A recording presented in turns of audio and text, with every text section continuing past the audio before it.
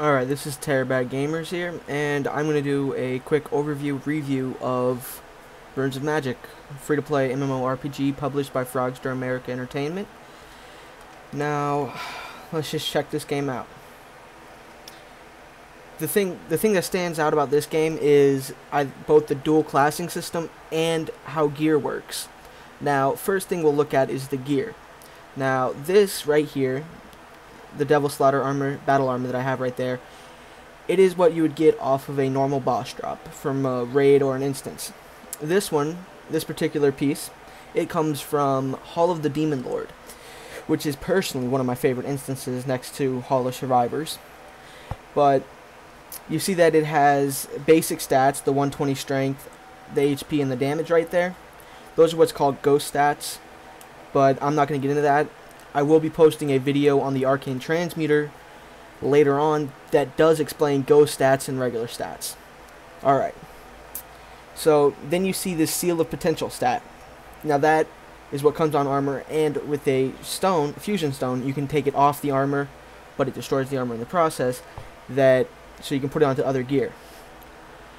Let's take a look at one of my pieces that are already statted. Let's go with this one right here. Really not a difference, I just like the stats on this one better. Now, this one, I use the thing called a attribute purifying stone. I think that's what it's called. But in-game it's referred to as a cleaner, because it wipes all the stats off of a certain item. Now, this one has 6 stats on it, and that's the max you can put. So, it goes from something that looks like that to something that looks like that. A lot more stats, you get a lot better bonuses from statting your gear. Now, you'll also notice that it says durability in the top right hand corner. Things that are over their maximum durability, like this one, which can be accomplished by a golden repair hammer. Here, let me open my bag so I can show you what that is. Right there. Whoops. Temporary durability of a armor piece is 200% of its maximum value. And that also adds a 20% bonus to all the stats that are on it. Now we'll look at this right here, the shoulder protectors of the Devil Slaughter set. Those aren't over because I'm gonna replace them with better gear. But so they don't get the 20% bonus.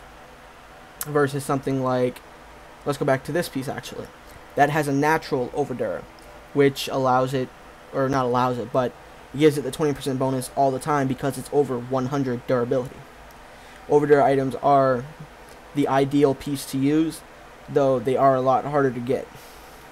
As you can see, most of my stuff is not over.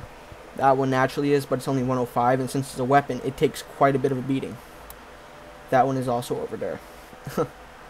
Alright, so that covers the gearing that makes this game unique. Now let's talk about the dual class system that this game incorporates. As you can see, I am a warrior level 64 and a rogue level 30. I get to use all of my warrior skills all the time since I main in the warrior class. And I also get to use some rogue abilities. They're capped at my rogue's level. So level 30 on these.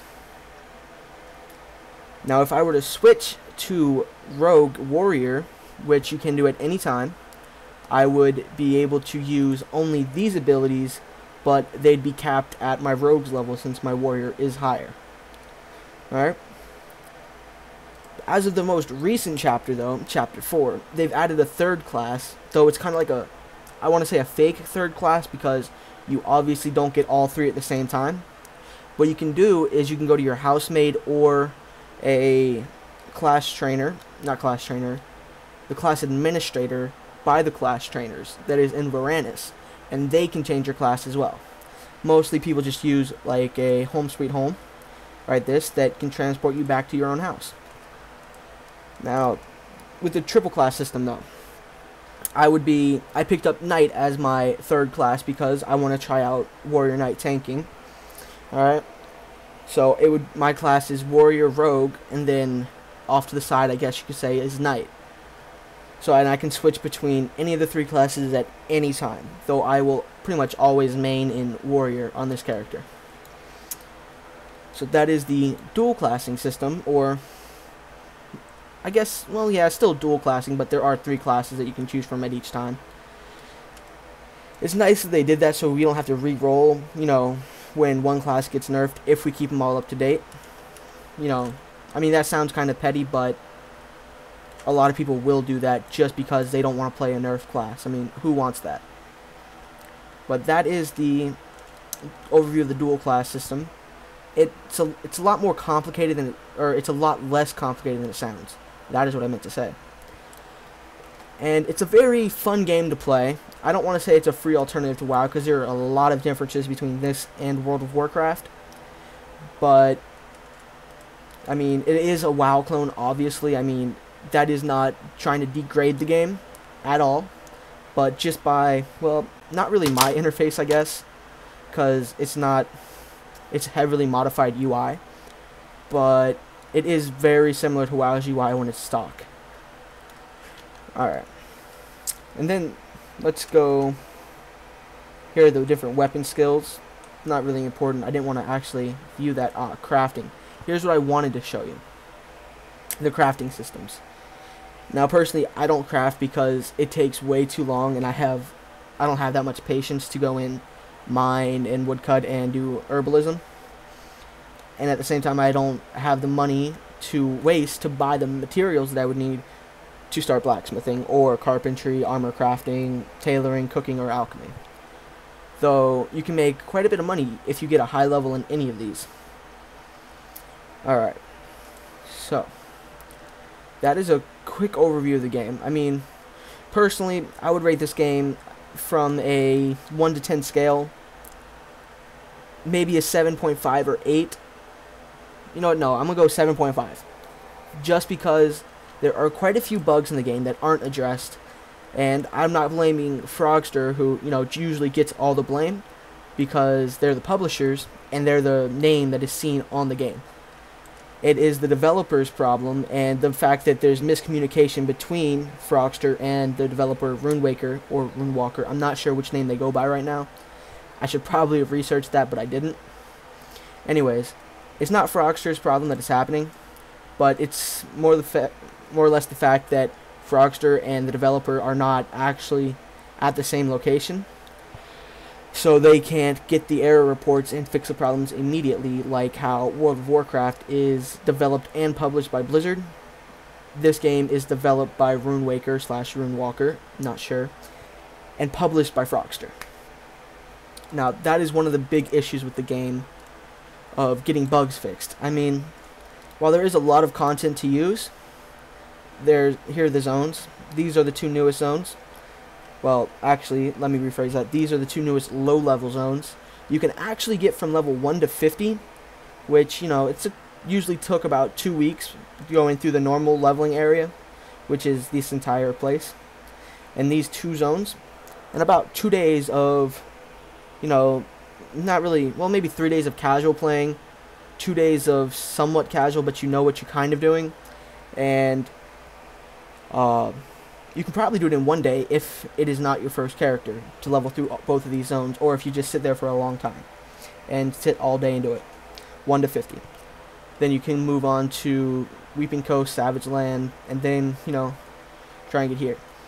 The reason they did that, from what I understand, is to get people to end game, because that is where the game shines.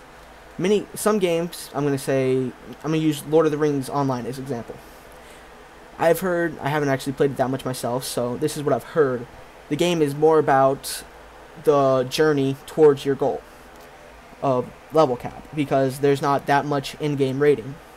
Versus this game, levels 1 through 62 pretty much, because that's when you start getting real gear, are pretty much just filler, and it's not really about the journey in this game, because once you hit level cap, there's still so many things you need to do to be a top tier, or at least top geared player, to run, you know, all the fun instances.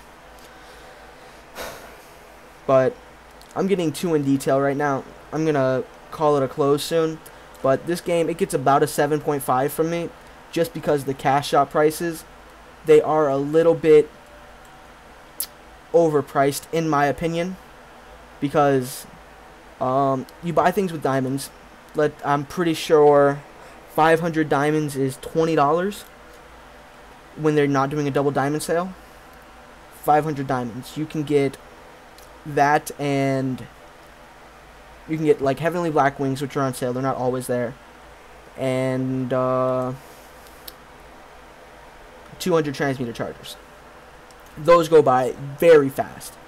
And the prices are just too steep for me to say that it's a fair price and worth using. Also, the fact that the free-to-play shop, if you can see me, I did use air quotes there because almost no one that I know really uses the shop like as their method of getting their items.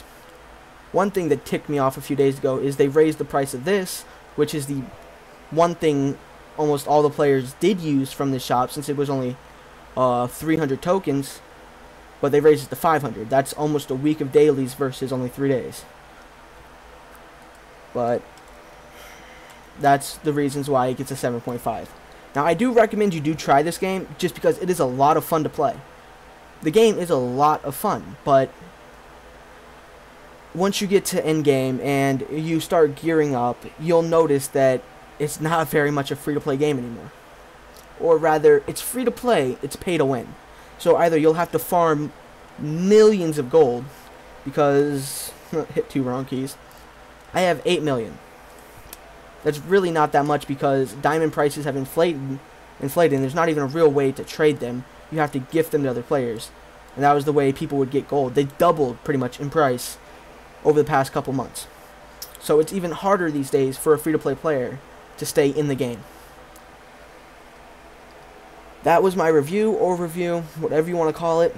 If you have any feedback you want to give me, anything that I might have missed that you thought was very relevant, please let me know. And I will comment back to you, or get back onto it, maybe make a follow-up video about it. Alright. And just for people that are wondering, my name is Leoki on the Rennie server. I'm on the US North America servers. So if you have any questions and you want to play the game, feel free to hop on Rennie, I guess. PM me, ask me anything you want. I'll try and help it best I can. Alright. This is TerribadGamers. You've just been informed about Runes of Magic.